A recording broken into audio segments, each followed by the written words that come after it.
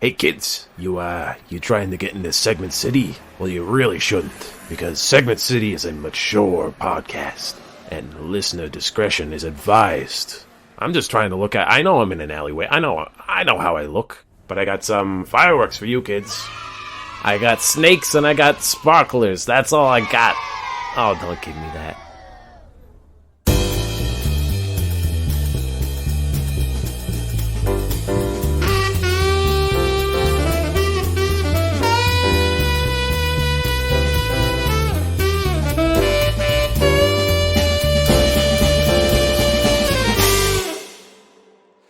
Ooh, I'm feeling powerful right now. Are you feeling powerful? I'm feeling... Oh, I got that vaccine in me. In my...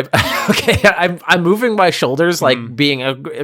it hurts. It hurts a little bit. Sore. I'm going to show you the... You got the Band-Aid. Look at my you. Sore good to arm. go. I don't really understand this cultural thing that's going on. Take a selfie of you with the vaccine. Hey, it's just a responsible thing to do to go get the vaccine. It's not something you have to show off for.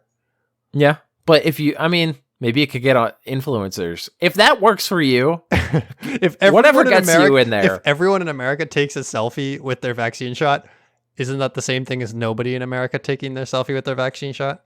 Have you heard about the places that are doing, I forget what state, but it was like, get a beer with your COVID vaccine. And then there's I would do that, like free stuff for doing a socially responsible thing I was going to do anyway.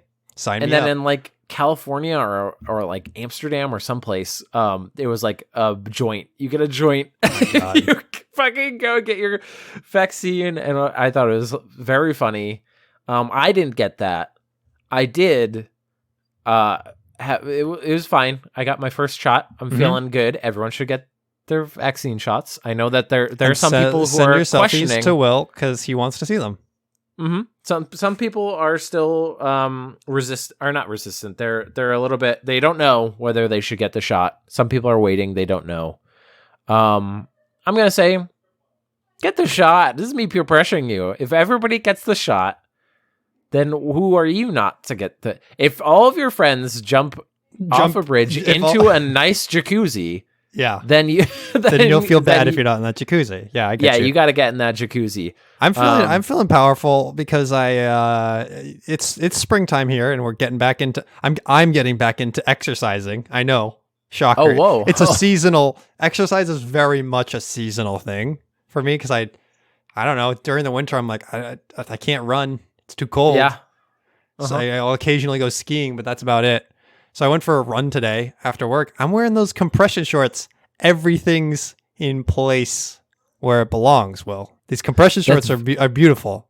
Very bold of you. I would never wear compression shorts because what are you talking about? Feel like...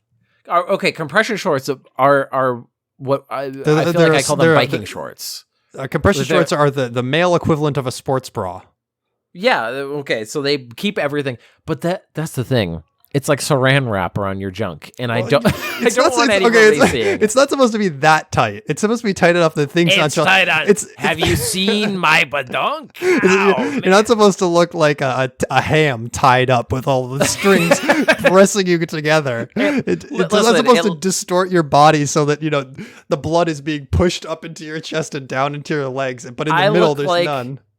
I look like I'm about to bribe a man to commit a murder by like reaching in my pants and throwing a sack of coins.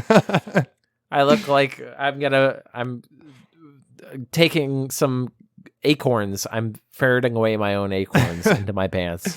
Well, you got to find something that fit you because it's a good feeling to not have everything jostling when you're running. It's a good springtime. You feel powerful. I got to tell you, you feel powerful. You definitely feel powerful. You got to feel powerful. I've been working out all the time because it's not seasonal for this guy. For that guy over there, it's not seasonal for me. He's getting big. I bought weights. I got like ones that you can take off like some of the weight. I'm already at the like limit of it's getting huge. That I can put on. I am huge. I don't know if you. I am huge. The camera window can barely contain you. Maybe it's just because you're leaning forward. I can't tell. I sometimes feel like. Because I'll take my shirt off, and sometimes I'll be like, ooh, okay, cool. Things are happening. But then other times I'll take my shirt off and I go, I think I have the body of Alex Jones. I don't like it. Yeah, it's definitely contextual where I work out one time and I'm like, I go down to take my shower and I take off my shirt and I'm like, ooh, I'm looking good. But also, wait, I just worked out for the first time. There's no chance I could see results. It's literally physically impossible. And then I eat a piece of pizza and I'm like, I'm the fattest boy in the world.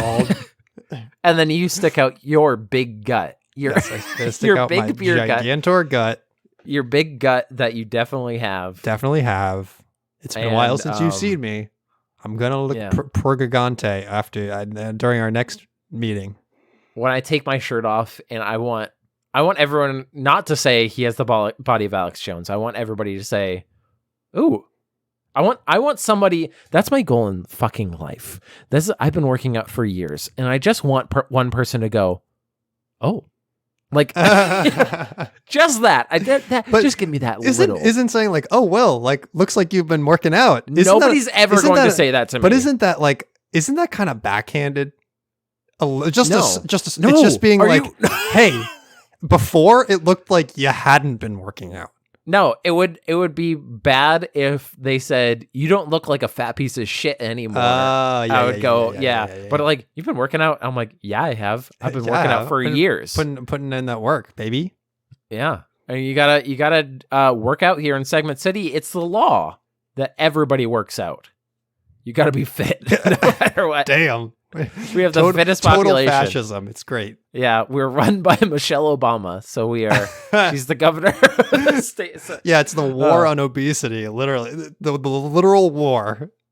She personally comes and she will like measure how much belly fat you have. She'll poke you. She does a mean tisk.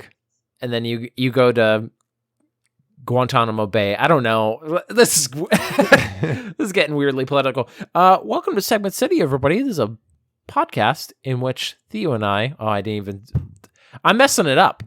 I'm messing up the intro. It's my only job. You took it over that one time, and I've been all messed up.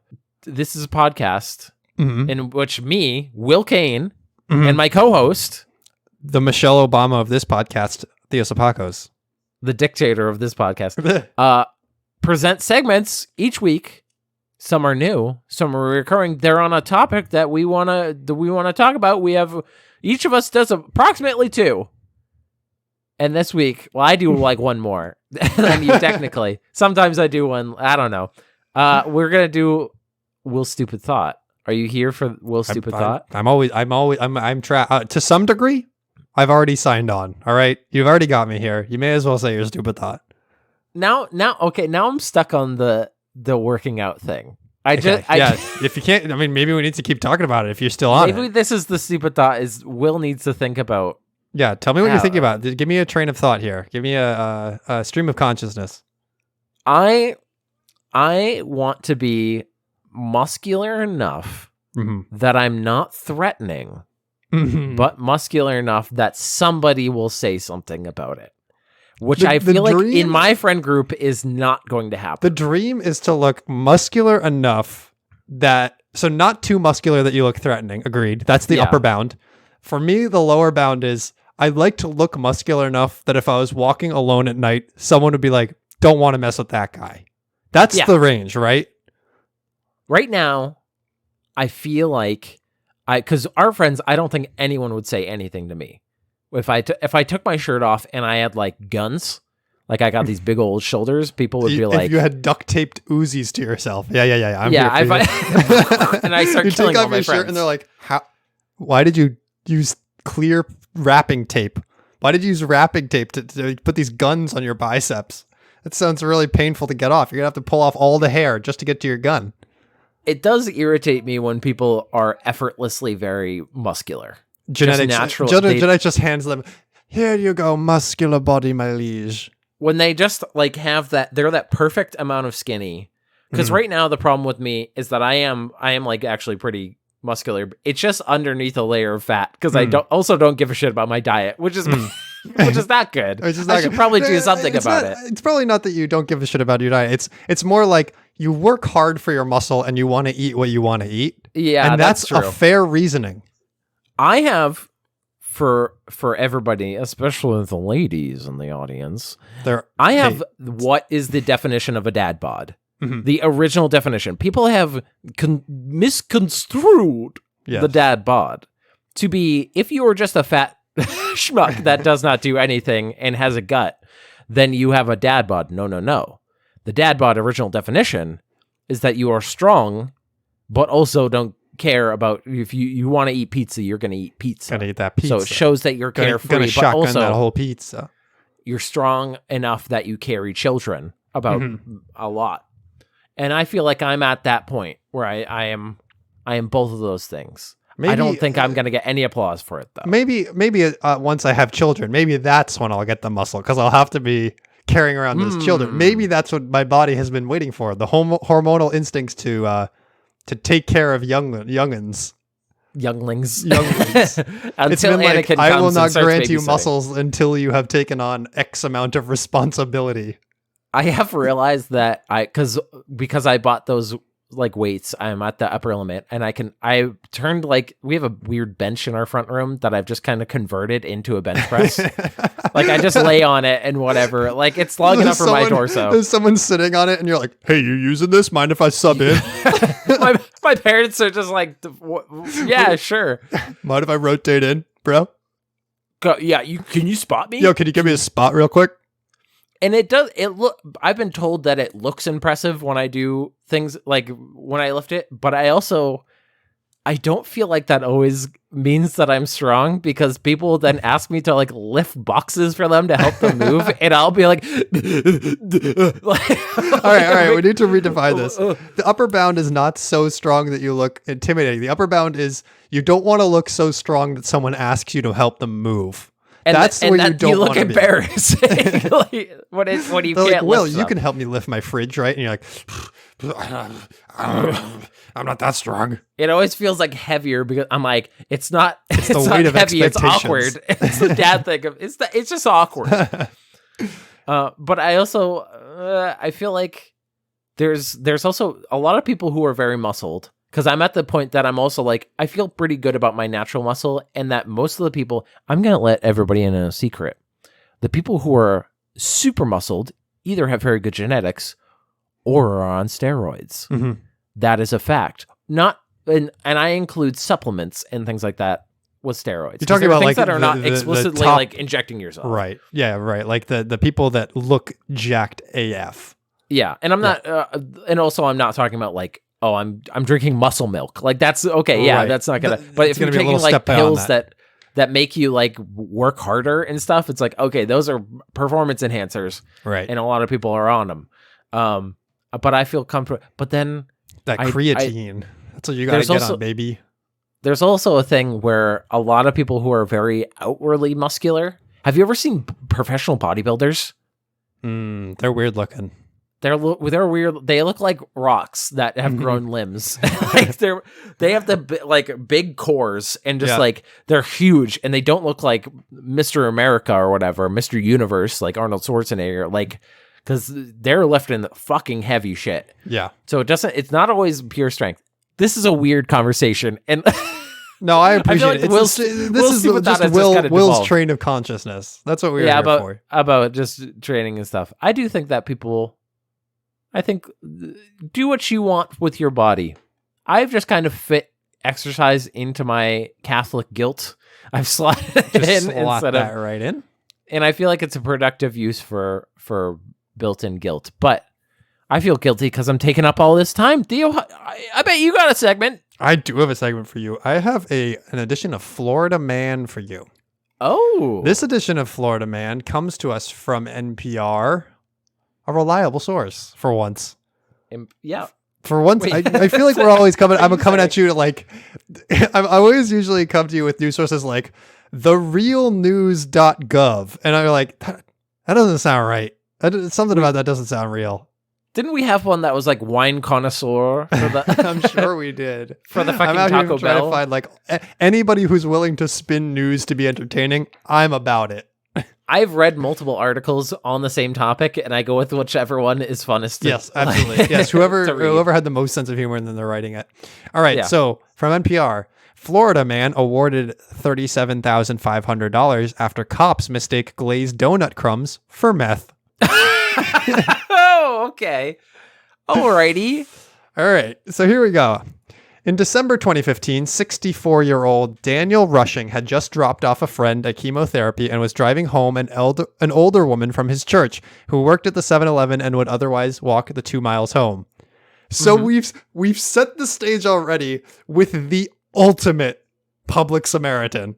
This man is an absolute saint. He's providing transportation for chemotherapy patients and the elderly. All right. Mm-hmm. In Florida. Which means he buses everybody around. That is 90% of the people. And they're like, set the stage. Given a saint. Yeah. As Rushing drove away from the convenience store, police pulled him over. The officer said he had been driving 42 miles an hour in a 30 zone and had failed to come to a complete stop before entering the roadway. Sidebar. Okay. Hey, cops, tune out for the next 5 seconds. I always do the rolling stop. Who the fuck comes to a complete stop at stop signs? Am I right? It depends. If there is a pedestrian, because this happened to me. I was crossing the street, and this motherfucker did not even wait until I was across the street before. Like, I almost felt his like front mirror like whoosh past me. No, you gotta wait for that. So you're a piece of shit. Yeah. But if there's clearly no cars coming, I do like a 7 mile an hour stop. Yeah, I think you do the like. Yeah. You do the check for sure. Yeah. When Rushing handed over his driver's license, Officer Shelby Riggs Hopkins noticed his concealed weapons permit. Rushing confirmed he had a pistol, and she asked him to step away out of the car for her safety. The officer then asked if the police could search his car, and Rushing said sure, if it meant he wouldn't get ticketed.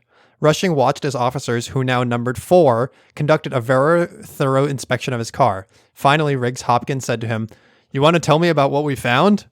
"There's nothing to find," he said, confused. But Riggs Hopkins had noticed some crystals on the floorboard of the car, and when the officers used a field testing kit, a white substance tested positive for methamphetamine. Rushing said that was impossible. "I've never even smoked a cigarette," he protested. This guy is a saint. And the cops are like, the worst drug. Jail forever. Now, I think this will add context. What is the race of this gentleman? Oh, it doesn't mention it in the article. It doesn't mention it. Okay. This is a colorblind story. I actually like. I don't know. It's interesting because you make some assumptions. I feel like. I mean, in police interactions, yes, you do. If someone's being unfairly treated, for sure. For 4 cops for this dude who buses around elder people in like a van. Like, this is an elderly van. It's not like, I mean. The officer showed him the substance in question, and Rushing was aghast. "That's glaze from a Krispy Kreme donut," he explained. "I get one every other Wednesday." But officers weren't buying it. Rushing was booked on charges of possessing methamphetamine while armed with a weapon. As he sat in jail, he asked himself, "Lord, what am I doing here?" "It was funny," Rushing says, "because I called my wife to tell her what had happened, and the guy next to me waiting for the phone started to laugh. He said, 'This is crazy. I think you got a real good lawsuit here.'" Jesus Christ. He spent more than 10 hours in jail before being released on bail. Orlando police sent the evidence it had collected from Rushing's car to the Florida Department of Law Enforcement for further testing, which determined that, just as he said, the white crystals were not a controlled substance. Yep. So stupid. All the charges against Rushing were dropped. It would be a funnier story if it hadn't been so closely replicated in Oviedo, a Florida city in northwest east of Orlando. Someone else had been pulled over, and they had found white dust on the. I'm paraphrasing here, but they had found white dust on the floor of the car. Was they tested it. Donut? They said it was cocaine, and it was actually drywall because the guy was a handyman. Oh, and so they claimed it was cocaine. He said it was drywall, and they booked him, and then he got let off. So this is not really Florida man as it is Florida Police Department. Yes, Florida Police Department is in the wrong here, yes. Full of Florida people. Data from the state law enforcement lab in Florida found that 21% of the evidence recorded by policemen as methamphetamine was not in fact methamphetamine. 1 out of every 5 times they say it's meth, it's not. That's incredible. This is just telling me that the field kits are apparently them just kind of looking at them with a big They say in this article glass. you can get field kits $18 for a box of 10. Oh, fuck that. Yeah, no. You shouldn't be using this as law enforcement. What are you talking about? No. Oh, yeah. Let me just Ooh, I did a scratch and sniff, and it was a pot one, so you're under arrest. ProPublica investigated and said, quote, when we examined the department's records, they showed that officers faced with somewhat ambiguous directions on the pouches had simply misunderstood which colors indicated a positive result. Oh, that's worse. Color coded. That's way worse. Color coded, homie. Don't have the tests, but also if you're stupid enough that you don't understand your $18 test, then don't use them. So infuriating. Those findings are part of what spurred Rushing to file a lawsuit against the city of Orlando after the charges against him were dropped. 2 weeks ago, Rushing says he reached a settlement with the city for $37,500. I thought the lawsuit was the right thing to do for what they did to me, he tells NPR. Which, yeah. I mean, it should teach them a lesson. It's tax money going to him. Yeah, that's the problem. It should teach them a lesson for sure. It doesn't teach the officers the lesson because it doesn't come out of their. They don't see any reason to change their behavior because it is tax money. So it's like, okay, I understand where he's coming from. This is like, it took time away that he could be helping people. It is just ridiculous. But Florida cops are just like, I remember I was going, they said there was a maneuver they would do to try to get people for speeding tickets. Mm-hmm. Because if you aren't pulled all the way into the opposite lane, if somebody's pulled over, say in the right lane, like all the way into the breakout lane, mm-hmm. and you aren't going sufficiently slow or like over enough, that is a violation. So what they would do is there's two cops and they would do a maneuver where one would watch the other and then pull over another person. And then that cop would then do so they just are tagged. They're leapfrogging and just getting a bunch of money. That's ridiculous. That's infuriating. So it's like kind of shit happens all the time. Like, so just to finish this off, after the Glee's incident, Rushing stopped by his local Krispy Kreme to let the people know they might be in for a little publicity. Sometimes they give him a free donut. Quote, but I don't eat them in the car, he says laughingly. Just seems like a good guy. Like, he's just a good guy. He's a dude who drives around his friends in need and eats a donut every once in a while. So what? That just reminds me of a meme I post, or it wasn't even a meme. It was just a screenshot of a CNN politics thing, and it was just a correction that says, a previous version of the story misstated that Senator Ted Cruz was seen wearing a pin featuring a QAnon symbol. It was later discovered this was not a QAnon pin, but a Doritos snack chip stuck to his suit. That's the same vibe. Like, oh, this donut is really meth. Opposite. This so meth is really donut.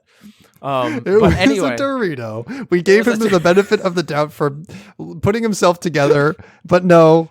Instead, the man doesn't even believe in a bullshit conspiracy. He doesn't stand for anything other than the delicious taste of Doritos. Except for that Cool Mountain Ranch.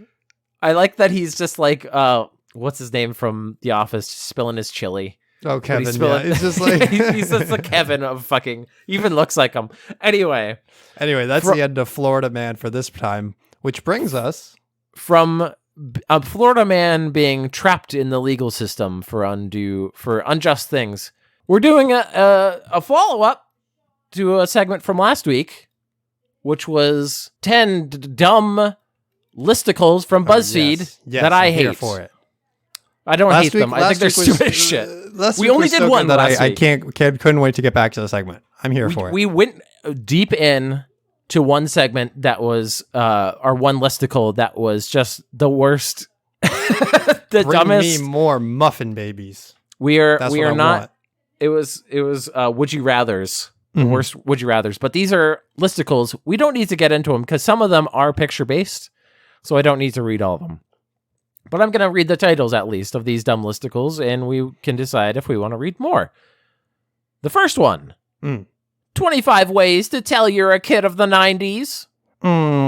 These lists are so good. And only 90s kids will get this. But also, all the images on it are not available anymore. So, good. So it is gone. Hey, I think the best way to figure out if you're a 90s kid is look at your birthday. Oh, God. It's one of these quizzes where it's like, this question was never in doubt from the beginning. Mm-hmm. It's just like 25 things that are cultural touchstones. But I want to. Did you have the list here, even without the images? No, it's only images. It's just images, and not a single one is available. Low effort content, BuzzFeed. I love it. This listicle is from. Do they even have the 2011? So apparently they just don't have the fucking rights to these images that are probably clip art anyway. Wait, it's from 2011. So that article was written. That article was like written for what, like 15-year-olds? I don't know. I don't fucking know, dude. I mean, I would have been 16 at that time, or 15, but that's weird. We're not really kids of the night. Like I think they meant 90s kids, like people who grew kids up in from the. Yeah. Okay. All right. Okay. The 35 best school lunch snacks of all time. No disagreeing. These are the best of the best. Don't you love it when they post opinion articles and then say no disagreeing? Yeah. And the first one is a square of cardboard pizza. So you're fucking out. Get the hell out of here. That's one of the worst ones. And even when I was having it, I didn't like it. Yeah. There are some weird ones on this list. It's number 1, Ecto Cooler. Cool. Wasn't that like super limited edition? Yes. Like, who actually managed to get their hands on it? It's very crispy M&Ms.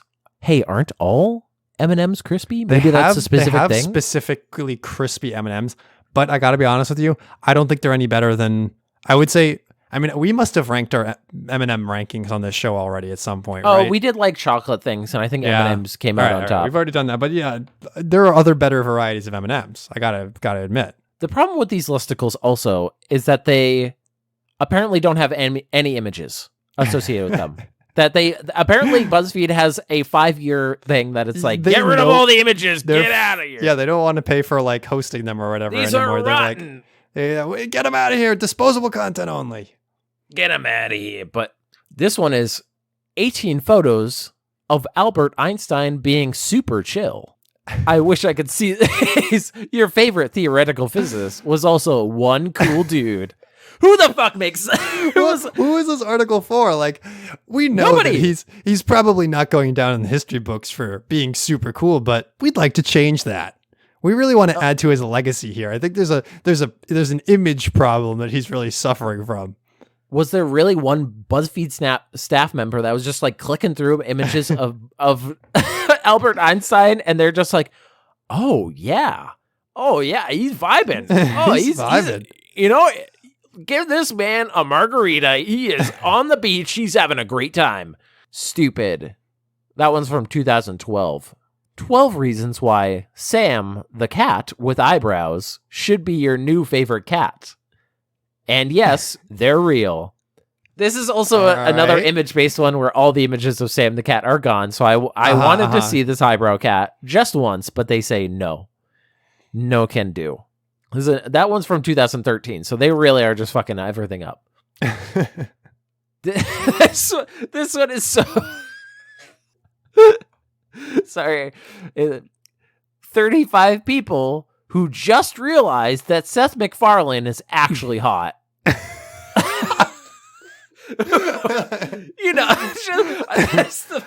Just the fact that the listicle is people, not reasons why Seth MacFarlane is hot. Like, not the reasons why, but like, I don't know. We took a poll, and these are the people who couldn't fucking believe it. Kathy from down the street said he's actually pretty handsome. He does the Family Guy voices. My aunt Linda says he's got a cute face. The first image is also just the caption is, "This is Seth MacFarlane." Apparently, nobody knows what Seth MacFarlane looks like. First, form your own opinion, then write to us if you think he's actually cute. Yeah, you could do like people's opinions on Seth MacFarlane, but I don't care about the 35 people who just realized they're like the epiphany. Just wait, kind of hot. Whoa! It's the start of a new YA novel when 35 people around the globe suddenly in the middle of the night jolt awake and realize Seth MacFarlane, he's actually hot. Pretty hot. This is by Baby Praying Mantis. This is a community contributor, so this is not even official BuzzFeed bullshit. Grass minute roots here. What are they doing? Here's the thing. Actually has pictures, and this is a picture-based one. Perfect. And they're great pictures because 15 hedgehogs with things that look like hedgehogs. Oh, it's a hedgehog with another thing that looks like a hedgehog? Yeah, so it's like a hedgehog next to cacti. Oh, also, the little caption underneath the title is, I think I need to get my eyes checked or something. I'm having some difficulty telling these things apart. Hey, if you can't figure out that a cactus isn't a hedgehog, then I don't know what you're doing. Also, you're writing this article. Presumably you have some involvement with the photographs. You could choose different photographs. There's like, they have one next to like an acorn, or not an acorn, a pine cone. There's two with pine cones. They're even doubling up. They couldn't find enough, and there's multiple brushes, so they're just being idiots. They padded a list of hedgehogs. Like you made it up. Like you set the bounds. Like you can't even fucking 10 would have been fine. I don't know whether like 15 is the amount. Here's another one. 11 problems people had in the aughts, the thousands. Okay. The 2000s. What are some of these problems people had? Because it's we want to go into this. The war in Iraq. Soaring gas prices. The thing underneath. This is from 2013, by the way. So like only barely out of the 2000s. It's crazy that people actually lived like this. My dude, it was 4 years ago. It wasn't even. What are you talking about? Like what are you talking about? They had monthly texting limits. Oh, God, just throw out the whole decade. Oh, dude, come on. They had to look up directions on their computer and print them out. Like a Neanderthal. Like what are they doing? Moron. Who am I, Lewis and Clark? I'm not going to do that shit. I can't read. They had to watch television live and couldn't skip commercials. This is the pettiest. I couldn't. I hate to tell you, that still exists, my dude. Yeah, it still exists. They had cameras on their phones, but they couldn't send picture texts. Oh no! Oh no! The tragedy. They had to think. This is literally just like bemoaning the evolution of technology. Like, I don't know what to tell you. It's always going to be like that in hindsight. Here's the thing: you could flip this and just call it nostalgia. Yep. The best things that we used to love about being in the 2000s. They had to think of creative AIM away messages. Yeah, people were literally nostalgic for that. They had to decide which of their friends would be in their top 8 on MySpace. What is happening? Who are these? Like, this is the problems of another time of like, yes, we've gone away because yes, that's how technology progresses. If you're complaining about, they're complaining about Napster. They have to worry about the RIAA suing them every time they downloaded a song on LimeWire. Like, what a day-to-day struggle. How did they fucking live? How did they live? What a real load. I can't get. There's only 2 more, and I can't do the rest. You're cutting it short. Okay, no, I'm gonna just read the last one. But the worst thing was they didn't have any filters for their photos. The worst. The worst thing. Everybody in the 2000s, I don't know how people didn't get through the 2000s. How am I supposed to make all of my photos slightly darker or slightly lighter? I can't. So all of their pictures looked like this. And then also they have an X over a terrible filter that they just tinted everything orange. It was not a great argument. Anyway, another one. This one's very xenophobic, and I don't love it. 29 pictures that prove Japan is the most WTF country on Earth. Cool. Yeah, it's pretty Western-centric, huh? Yeah. I feel like they could do that literally, but hey, they have deep-fried mayonnaise in America, so it's the most fucked up. Hold on. Yeah. Somebody's out here deep frying mayonnaise. A condiment.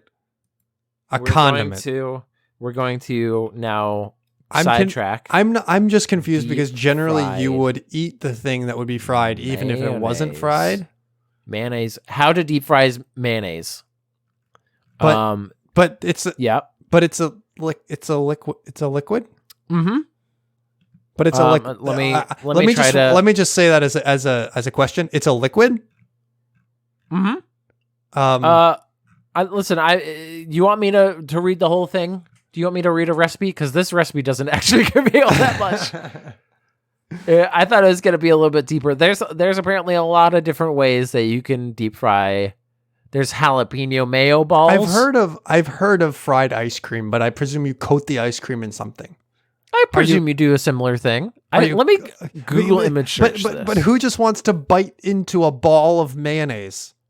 Listen, there's a Tosh.0 blog that's on the front page of, so everybody's searching for deep fried mayonnaise. I don't think it's popular. I know it's just oh no. Okay, yeah. So I'm gonna send you a picture just so you can kind of also be in this bad space with me. What am I looking at? It looks at first blush like some sort of fried dough, but what am I looking at? Yeah, it's deep fried mayonnaise. That's fried mayonnaise. Yeah. That's disgusting. Yeah. It's in smaller, like, bite-sized pieces that look fried. But I don't understand because, like, who just eats a bite full of mayonnaise? Uh-huh. No, I'm not.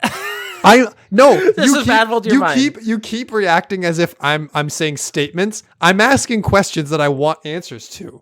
I can't answer these. Who? Oh, you want names? Oh, I can give you names. So Jeremy I want a list of McAllister. A list of 35 people who just realized that mayonnaise is not a food that you just eat on your own. It's a condiment. Are we forming a hit list for you? It's going to be the next BuzzFeed list that I'm going to take and go on the road for a little while with. I'm about to call out some fuckers now who have enjoyed this shit.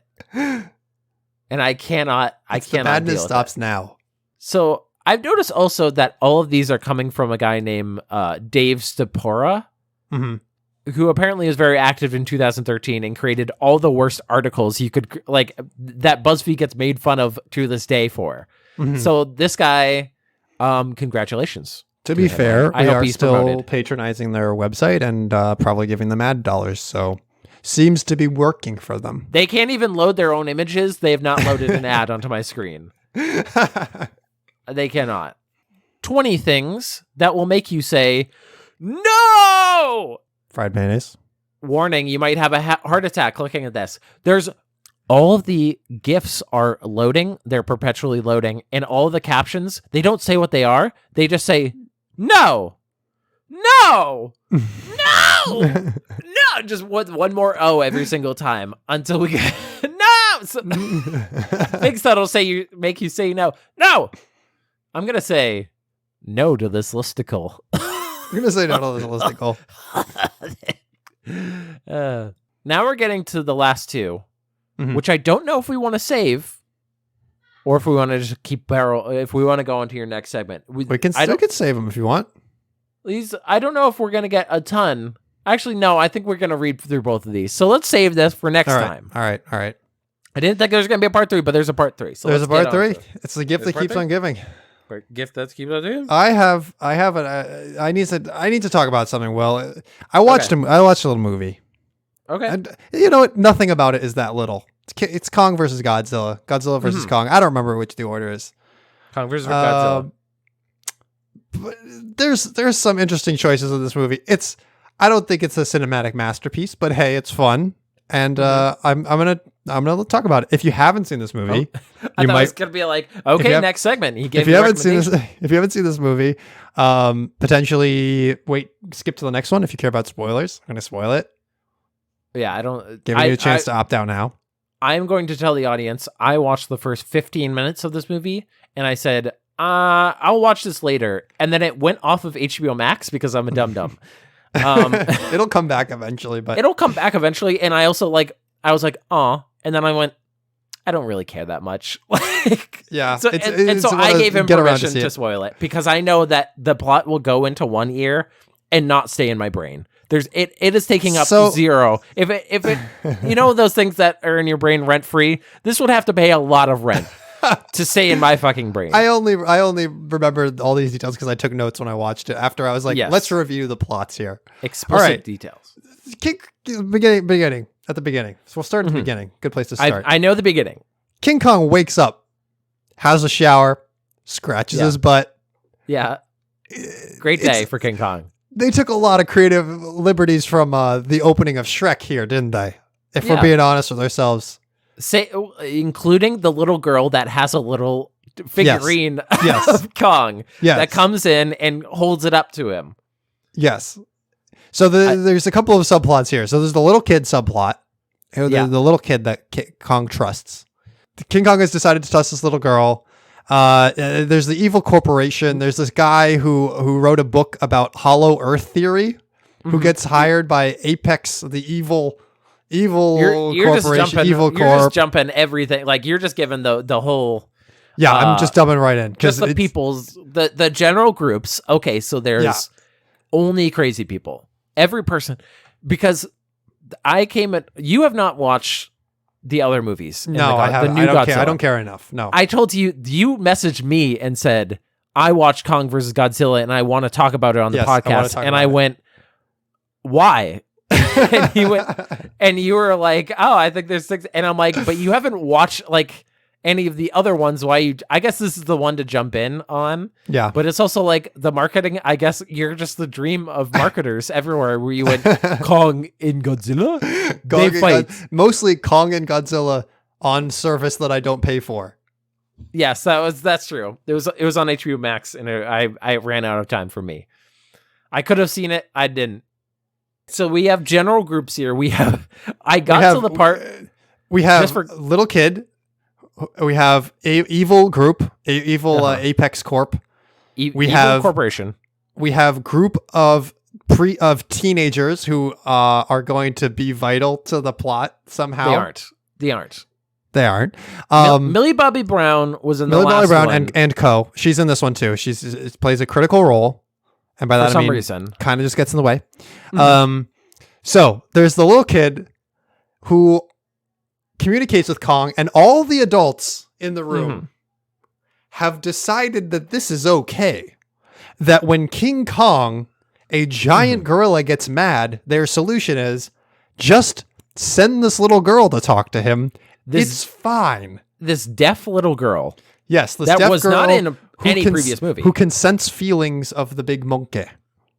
That we killed a gorilla that a kid fell into the cage of. Yeah, but they decided in this movie they were going to rectify that by just being like, hey, Kong, if you just want to eat this little girl, it's fine.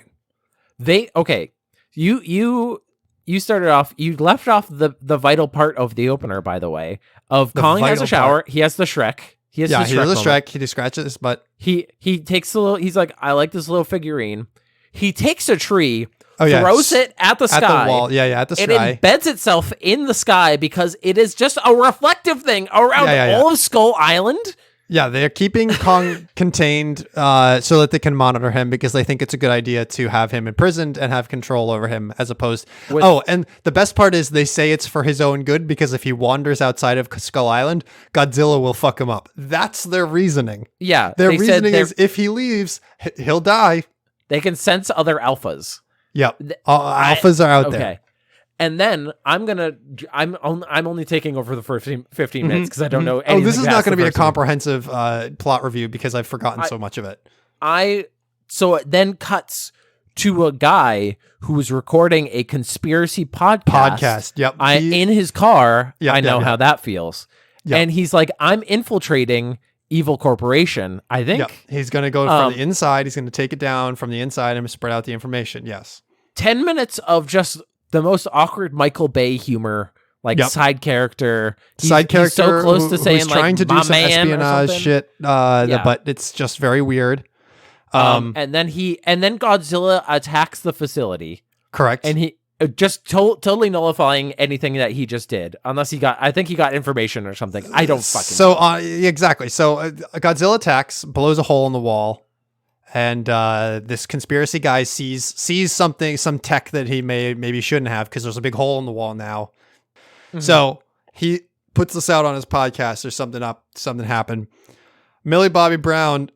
That's where I turned it off. I think, or no, I got some flat earther guy. Millie Bobby Brown then decides with her friend, her very nervous friend, who doesn't want to do anything because he's very nervous and insecure. They decide, they're going to try to find this podcaster. Because they believe him. Even though he's apparently put himself off of the grid and is completely hard to find. But the one thing they know about him is that he bathes in bleach. And so they go to the corner store and they say, is there a man who buys a lot of bleach? And the man at the corner store says, yep, I'll show you where he lives. Are you fucking kidding me? Okay.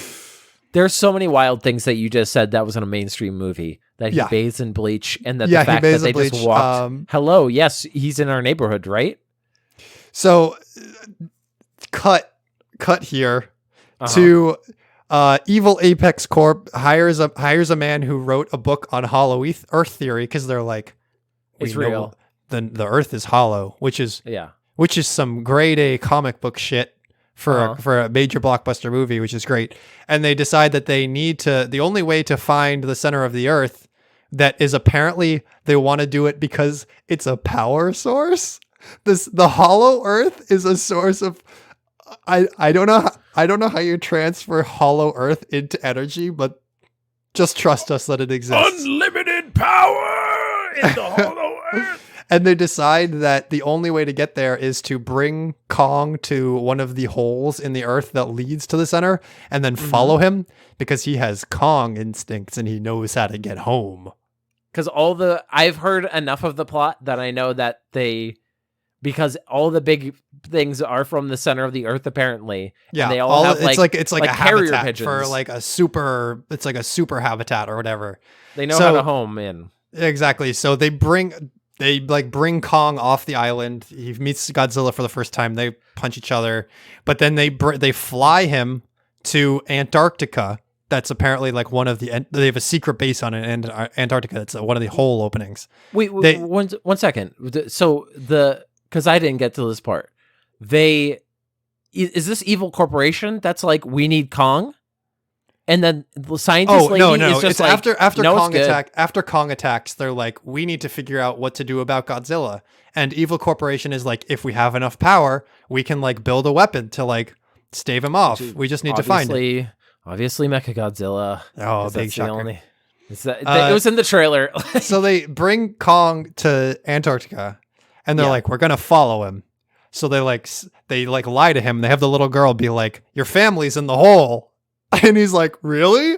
And she's like, yeah. And then she like turns to the adults in the room and is like, is his family really down there? And they're like, we don't know. Probably not. I don't think so. So he like goes into the hole and they're like, I have to go after him. So he's running around the hole. He slips. He literally slips and falls into a cavern, and they follow him and they end up in the middle of the earth. After like 1 minute of Kong running, they find themselves in the middle of the earth. Like, it was the easiest shit to find. It's like, yeah, go down the hall and take a left and you'll see the middle of the earth. And they're like, we need him to get there. I also know that they have future spaceships. They do have future spaceships. Like literally like future engines that aren't like helicopters or combustion engines. It's like fucking like like Star Trek. Big wub energy. Yeah. Like what the fuck we have that technology? Okay, so then we cut back to Millie Bobby Brown. All right. They decide that they are going to go to the wreckage site of the Godzilla attack that was the big evil corporation. Okay. After a week after the attack, the rubble is just still there, unguarded, and they just walk into like the rubble and slide down a hole into the depths of the lab. Into a secret facility. Because for a week they were just like, yeah, it was a secret lab, but we'll just leave it. Yeah.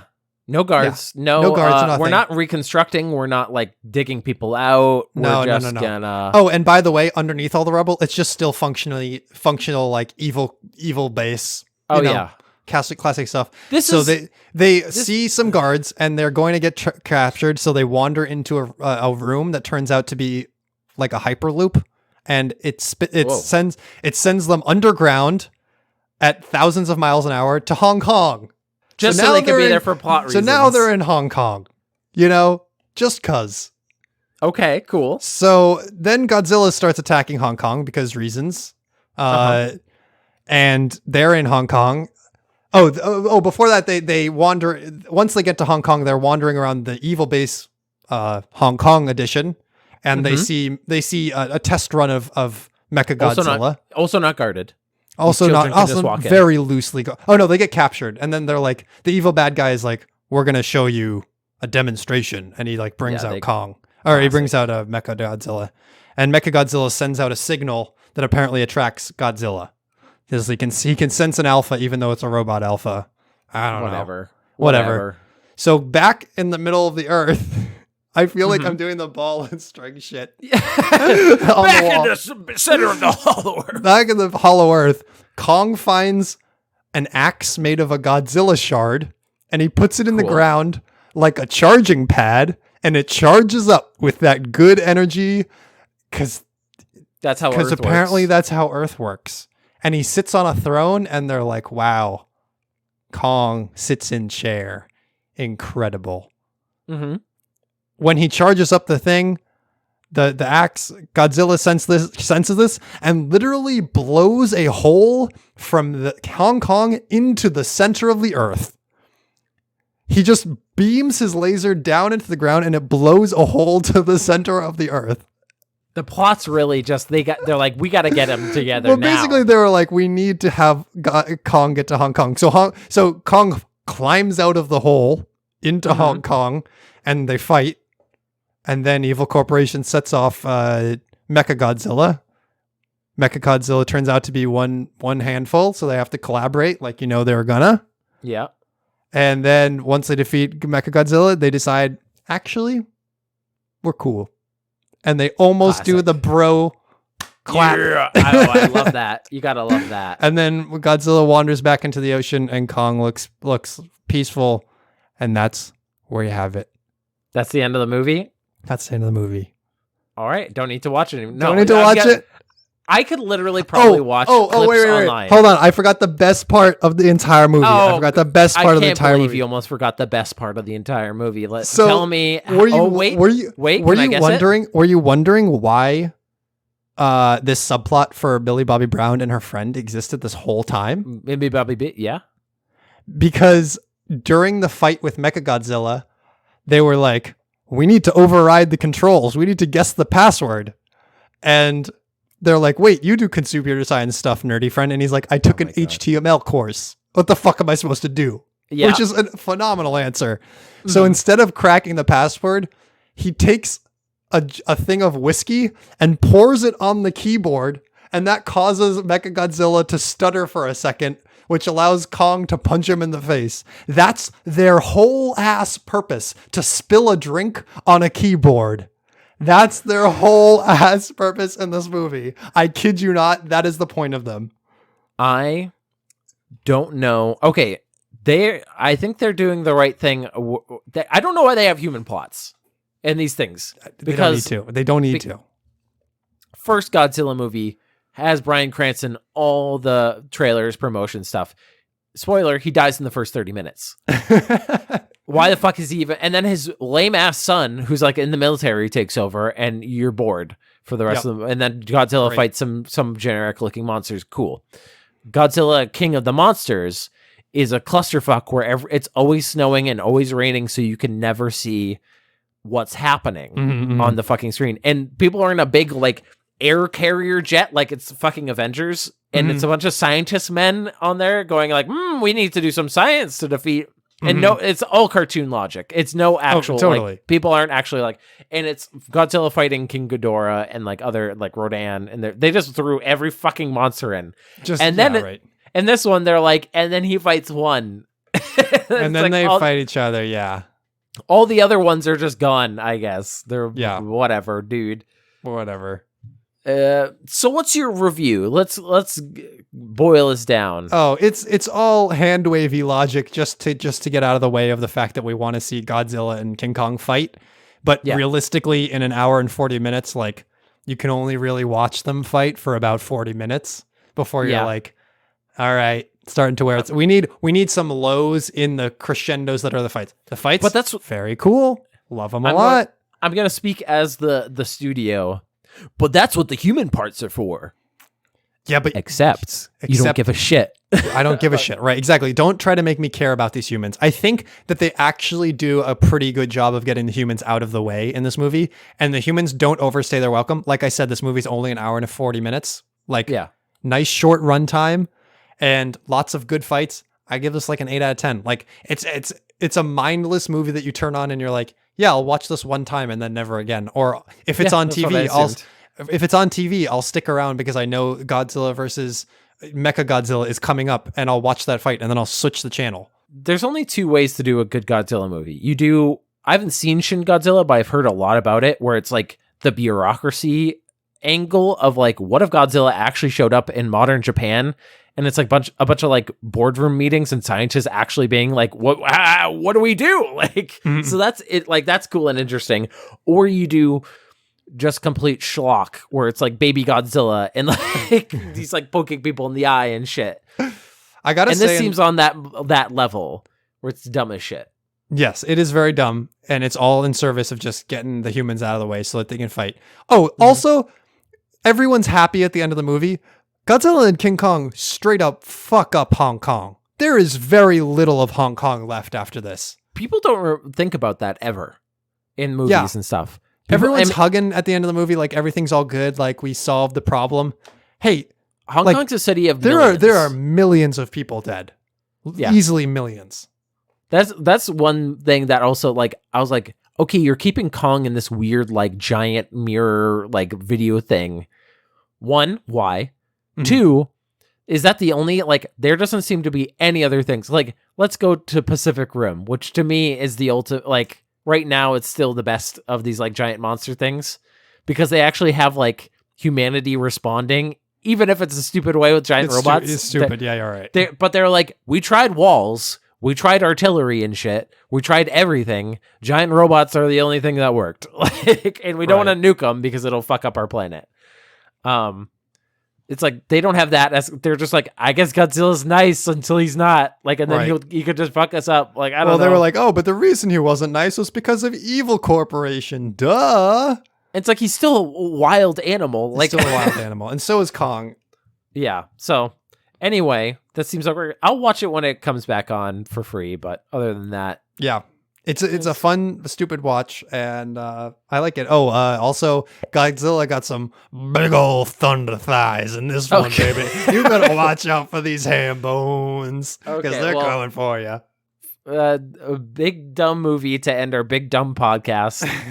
Thank you, everybody, for listening to this episode of Segment City. If you have any suggestions, maybe for movies you want us to watch, send it to segmentcitypodcast@gmail.com. Hit up our Twitter @Segment City, our YouTube Segment City. Leave us a review, leave us a star rating. We'd love to see it on iTunes, Stitcher, whatever your podcast network of choice. And also, we'd like to give a big thank you to somebody in particular. Thank you to Rachel Robinson. She is the King Kong of this podcast, some say. And I'm the Godzilla with my thunder thighs. Big ol' ham. Big ol' thighs. Okay, we're done. We're done with this.